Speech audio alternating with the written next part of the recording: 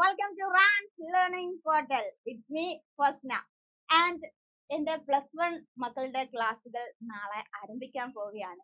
So ആ ഒരു SSLC ക്ലാസ്സുകൾ കഴിഞ്ഞ് എക്സാം റിസൾട്ട് ഒക്കെ അറിഞ്ഞതിന് ശേഷം കുറച്ചൊരു ഇടവേളകൾക്ക് ശേഷം നിങ്ങൾക്ക് വീണ്ടും ക്ലാസ്സുകൾ ആരംഭിക്കാൻ പോവുകയാണ്.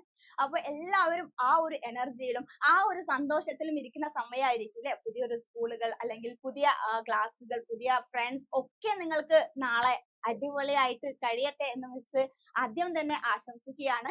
സോ അതോടൊപ്പം നിങ്ങൾ ആരെങ്കിലും നിങ്ങളുടെ മൈൻഡിൽ ഇപ്പോ നമ്മൾ SSLC എക്സാം കഴിഞ്ഞതാണല്ലോ. സോ ആ ഒരു SSLC എക്സാം നിങ്ങൾ ചിലപ്പോൾ പലരും 2 ദിവസം മുന്നേ അല്ലെങ്കിൽ തലയിൽ ആ ഒരു എക്സാമിന്റെ തലേ ദിവസം നോക്കി ആ ഒരു മാർക്ക് കിട്ടി.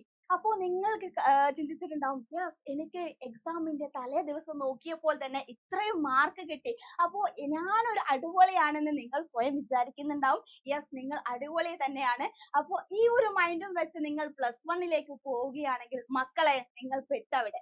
അപ്പോ നിങ്ങൾ മനസ്സിലാക്കേണ്ടത്, നിങ്ങൾ ഇപ്പോ പഠിച്ചത് എത്രത്തോളം ഉണ്ടോ അതിന്റെ ഒരു 2 ഇരട്ടി തന്നെ നിങ്ങളുടെ +1 +2 ക്ലാസ്സുകളിൽ നിങ്ങൾക്ക് പഠിക്കാനുണ്ടാവും. അത് ഏത് വിഷയമായാലും പലരും പറഞ്ഞ് നടക്കുന്ന ആ ഒരു നമ്മുടെ നാട്ടു നടപ്പനുസരിച്ച് സയൻസ് ആണ് ടഫ് എന്ന് പറഞ്ഞിട്ട് നടക്കുന്നുണ്ടാവും. പക്ഷെ ഏത് വിഷയം എടുത്താലും നിങ്ങൾ സയൻസ് ആയാലും കൊമേഴ്സ് ആയാലും ഹ്യൂമാനിറ്റീസ് ആയാലും അതിന് 3നും 3 ടഫ് അല്ലെ. ആ ഒരു രീതിയിൽ അതിന്റെ ടഫ്നെസ് കൂടുന്നുണ്ടാവും.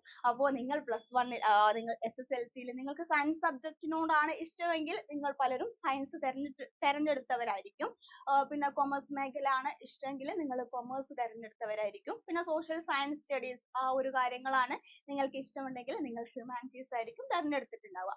അപ്പോൾ പലരും ഹ്യൂമാനിറ്റീസ് അല്ലാതെ സിമ്പിൾ ആണെന്നൊക്കെ പറഞ്ഞ് പലരും ഇങ്ങനെ നിങ്ങളോട്, നിങ്ങളുടെ മുതിർന്നവരൊക്കെ ഇങ്ങനെ പറഞ്ഞ് പരത്തുന്നുണ്ടാവും. പക്ഷെ മക്കളെ അത് കറക്റ്റ് ആയിട്ട് അടിപൊളിയായിട്ട് തെറ്റാണ്. പക്ഷെ നിങ്ങൾ മനസ്സിലാക്കേണ്ടത്, ഞാൻ SSLC കഴിഞ്ഞു, അതുപോലെയല്ല +1 എന്തായാലും കുറച്ചധികം നിങ്ങൾക്ക് പഠിക്കാനുണ്ട്. ഇനി സയൻസ് ആയാലും കൊമേഴ്സ് ആയാലും ഹ്യൂമാനിറ്റീസ് ആയാലും എല്ലാം ആ ഒരു രീതിയിൽ നിങ്ങൾ എടുക്കണം. ഒരുപാട് എക്സാമിന്റെ തലേ ദിവസം പഠിച്ചാൽ നിങ്ങൾക്ക് ഒന്നും നേടാൻ പറ്റില്ല. നമുക്കറിയാം, നമുക്ക് പാസ്സാവണമെങ്കിൽ SSLCയും +2ന്റെ റിസൾട്ട് വന്നപ്പോൾ നിങ്ങൾ തന്നെ ആ ഒരു കമ്പാരിസൺ നോക്കിയാൽ മതി.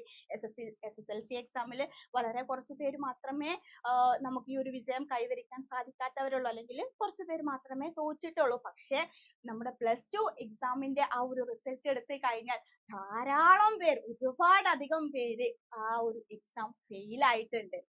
അപ്പോ ഇപ്പോ തന്നെ നിങ്ങൾക്ക് ആ ഒരു കമ്പാരിസൺ നടത്താൻ പറ്റും. SSLC പോലെയല്ല +2. SSLCയിൽ പാസ്സായി വന്നവരാണ് ഈ +1 +2. പക്ഷെ +1 +2 എക്സാം ഒരുമിച്ചാണല്ലോ. സോ ആ ഒരു റിസൾട്ട് വരുന്നത്. സോ ആ ഒരു +1 +2 എക്സാമിന്റെ റിസൾട്ടിൽ ഇത്രത്തോളം മാർക്ക് കുറയാൻ കാരണം എന്ത് എന്ന് നിങ്ങൾ ചിന്തിച്ചിട്ടുണ്ടോ? ഇത് തന്നെയാണ്. നമ്മുടെ ഈ പാഠഭാഗം പലരും ഞാൻ SSLCയിൽ തലേ ദിവസം പോയി പഠിച്ചതല്ലേ, സോ എനിക്ക് അതൊക്കെ സിമ്പിൾ ആണ് എന്നുള്ള ആ ഒരു ചിന്താഗതിയോട് കൂടി നിങ്ങൾ വീണ്ടും +1ലേക്ക് എത്തുകയാണെങ്കിൽ അവിടെ തന്നെ നിങ്ങൾ എന്തായി ഫെയിൽ ആയി എന്ന് മനസ്സിലാക്കാൻ പറ്റും. എന്തെല്ലാം ടീച്ചർ ഓരോ ക്ലാസ്സുകളിൽ എടുക്കുന്നോ ആ എടുക്കുന്ന കാര്യങ്ങൾ അപ് ടു ഡേറ്റ് ആയിട്ട് നിങ്ങൾ പഠിച്ചു പോവുകയാണെങ്കിൽ നിങ്ങൾക്ക് വളരെ വളരെ ഈസി ആയിട്ട് +1 and +2 പാസ്സായി പോവാം. അതുപോലെ നല്ല മാർക്കോട് കൂടി അപ് ടു ഡേറ്റ് ആയിട്ട് കാര്യങ്ങൾ പഠിച്ചുകൊണ്ടിരുന്നാൽ നിങ്ങൾക്ക് പാസ്സാവാം. അതുപോലെ തന്നെ നിങ്ങൾ ഇതുവരെ SSLCയിൽ A grade, A+, A grade, B+ അല്ലെ, ആ ഒരു ഗ്രേഡിംഗ് സിസ്റ്റത്തിനായിരുന്നു നിങ്ങൾ ഇമ്പോർട്ടൻസ് കൊടുത്തിട്ടുണ്ടായിരുന്നത്. പക്ഷെ +1 +2 അത് കറക്റ്റ് ആയിട്ട് ഗ്രേഡും ഉണ്ടാവും, അതോടൊപ്പം നമ്മുടെ മാർക്കും ഉണ്ടാവും. മാർക്ക് പെർസെന്റേജ് ലെവലിലാണ് നമ്മുടെ +2 റിസൾട്ട് വരുന്നത്. സോ അതിൽ മാർക്കിന് വളരെ വളരെ ഇമ്പോർട്ടൻസ് ഉണ്ട്. അപ്പോൾ ഇത്രയും കാര്യങ്ങളൊക്കെ നിങ്ങൾ ആ ഒരു +1 ഞാൻ എക്സാമിന്റെ തലേന്ന് പഠിക്കാം, തലേ ദിവസം എനിക്കൊരു ടൈം ഉണ്ടാവുമല്ലോ, അല്ലെങ്കിൽ ഇപ്പൊക്കെ ഞാൻ കളിക്കേണ്ട സമയമല്ലേ, ഇപ്പൊക്കെ ഞാൻ കുറച്ച് കളിച്ച് നടന്നാ പോരെ എന്നൊക്കെ ചിന്തിച്ച് നിങ്ങൾ നാളെ +1ലേക്ക് പോവുകയാണെങ്കിൽ ആ ചിന്താഗതികളൊക്കെ നിങ്ങൾ എന്താക്കണം, ഇപ്പൊ മാറ്റിയെടുക്കണം. ഇപ്പൊ മറ്റുവിൻ കൂട്ടുകാരെ അല്ലെ, ആ ഒരു കാര്യങ്ങളും ആ ഒരു മുൻ ധാരണകളും ചിന്താഗതികളും ഒക്കെ മാറ്റിയിട്ട് നല്ല കുട്ടികളായിട്ട് നാളെ ക്ലാസ്സിൽ പോകണം.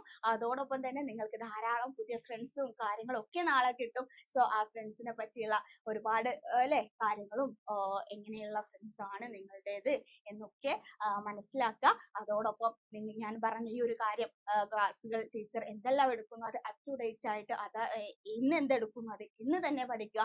നാളെ എന്തെടുക്കുന്നത് നാളത്തേക്ക്, ഇന്നത്തെ പഠിച്ച കാര്യം നാളത്തേക്ക് വെക്കാതെ അത് ഇന്ന് തന്നെ പഠിച്ചു പോയാൽ മടിയൻ മല ചുമക്കുമെന്ന് കേട്ടിട്ടില്ലേ? ആ ഒരു മല ചുമക്കേണ്ട ആവശ്യം നിങ്ങൾക്ക് വരികയില്ല.